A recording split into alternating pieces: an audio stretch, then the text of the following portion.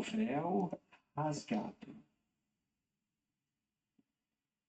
Queridos irmãos e irmãs, não haveria possibilidade alguma de nós acessarmos o Santíssimo Lugar. Aquele véu que estava exposto no templo não era um portal de entrada, era uma restrição entre Deus, que simbolicamente estava lá dentro, e o pecador que estava lá de fora. Somente um sumo sacerdote, segundo a lei, poderia entrar lá uma vez por ano para ofertar sacrifícios, tanto pelos seus pecados como pelo do povo. Então, aquele véu que estava lá era uma restrição. Então, segundo milagre, vamos guardar. Véu rasgado. Agora, precisamos falar um pouquinho sobre esse véu. Quando a gente pensa véu, a gente pensa um paninho, né? Que mexe com o movimento do vento. Mas véu, ele era tecido de alguns tipos de especiais tecidos. Primeiro, linho fino retorcido. Era o primeiro tipo de tecido que tecia esse véu. E esse linho fino retorcido fala de algo muito importante. Fala da pureza e do caráter santo de Jesus. Mas o véu tinha um outro tipo de material, um outro tipo de tecido, que era o estofo azul. E esse estofo azul fala-nos do céu. Fala-nos que Jesus era celestial. Era um homem celestial. Por isso que aquele véu tinha, na sua formação, na sua composição, o estofo azul. Porque fala-nos exatamente de que ele era um homem celestial. Mas tinha um outro tipo de material, de tecido, que era púrpura. E a cor púrpura era muito usada pela realeza. Os grandes mantos reais que os reis carregavam sobre as suas costas, com a coroa, etc. Aqueles mantos eram de cor púrpura. E a púrpura fala-nos de realeza. Fala-nos de Jesus, ele é o grande rei, o rei dos reis. Mas tem mais. Tinha escarlate, o vermelho, que apontaria para o seu sofrimento e morte. E tem mais, ele era todo tecido com fios de ouro. Sofrimento e morte de Cristo é para também todo cristão. Todo cristão tem que carregar sua cruz, até para honrar Cristo. Então não vai pensar que ser cristão virou ganhar dinheiro, ter carro, casa, família tudo bonitinha, não. Cada um de nós vai ter sua cruz, de acordo com a vontade de Deus. Para mostrar que ele era perfeitamente divino. Então nós temos ele perfeitamente puro, fala da pureza, o linho. Ele é celestial, o azul.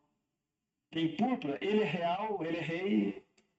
E tem escarlate, tem sofrimento e tem morte, tem sangue. Falamos dele. Falamos perfeitamente dele. Agora, de que dimensão? Qual era o tamanho desse véu? Ele tinha 18 metros de altura, 9 metros de largura e 1 palmo a espessura. Precisaria a força de 200 homens para rasgar aquele véu. Entende? Então era uma barreira intransponível. E a Bíblia fala que o Senhor Jesus, quando clamou pela sua última vez, ele entrega o seu espírito, que acontece o véu rasgado. E numa posição muito clara, de cima a baixo. Como se mãos invisíveis fizessem isso.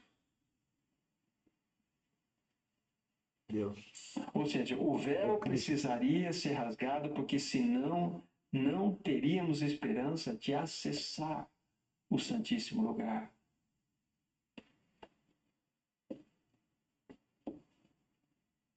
Não haveria como, não haveria meio pelo qual nós pudéssemos acessar o Santíssimo Lugar. Não.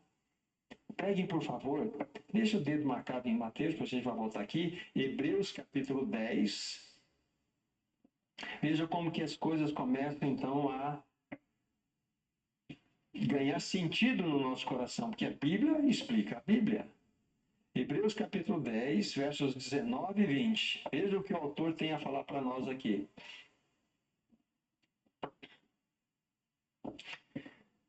Tendo, pois, irmãos, intrepidez para entrar no Santo dos Santos pelo sangue de Jesus, pelo novo e vivo caminho que ele nos consagrou, pelo véu, isto é, pela sua carne. Ou seja, aqui fala-nos exatamente que o véu da carne, Jesus teve todo o seu corpo aberto por nós. Ele foi machucado, ele foi ferido, ele foi dilacerado. E dentro daquela realidade que aconteceu, então, após morte, Jesus, quando ele faz aquele seu último brado, sua última expressão, acontece o seguinte: rasga-se o véu de cima a baixo. E isso em sinal também de que o Pai aceitou a sua obra perfeita naquela cruz. Que hoje nós podemos acessar livremente o Santíssimo Lugar. Por causa, tendo, pois, irmãos, a intrepidez, a ousadia para entrar no santuário pelo novo e vivo caminho que ele nos consagrou, pela sua carne, o véu foi rasgado. Uma cruz. Então, o segundo milagre fala-nos do véu rasgado.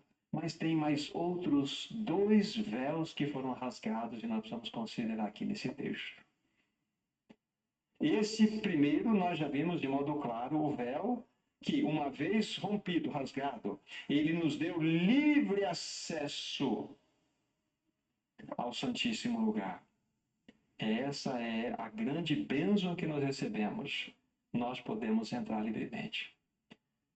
Mas na leitura, permite-se pensar que outros dois véus foram rasgados. Por exemplo, nós lemos o versículo 51, né? Eis que o véu do santuário se rasgou em duas partes, de alto a baixo. Aí diz assim: tremeu a terra, fenderam-se as rochas, abriram-se os sepulcros e muitos corpos de santos que dormiam ressuscitaram. Sabe o outro véu que foi rasgado? O véu da morte. O véu da morte, porque era impossível que não houvesse uma reação no planeta diante de uma obra tão poderosa, tão sublime, tão majestosa como essa que Cristo realizou. E é impressionante. Deixa eu só repetir algo que já foi dito aqui. Ninguém poderia tirar a vida de Jesus. Ninguém. Ele disse: a minha vida espontaneamente a dou. Ninguém pode tirá-la de mim. Isso está em João 10, 17 e 18. Então ninguém poderia afetá-lo. Ele então vai para a cruz voluntariamente, e para que ele pudesse experimentar a morte, porque ele nunca pecou, os nossos pecados foram sobre ele colocados.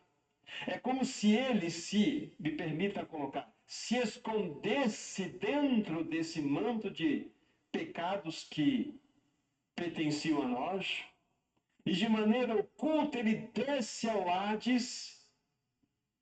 Só que ele não poderia ficar lá, porque ele, essencialmente, absolutamente santo, sem pecado. Então houve uma ruptura, uma fissura no inferno. E Jesus sai de lá com as chaves da morte e do inferno na mão. Ou seja, para que ele pudesse vencer a morte, olha só a sabedoria do alto. É como se ele ocultasse entre a dor e o sofrimento que nós causamos a ele, os nossos pecados sobre ele. Então ele vai ao inferno e lá ele se apresenta como o grande vencedor desse universo, das chaves. Não é maravilhoso o teu Senhor? Ele fez isso por amor a você, por amor a mim.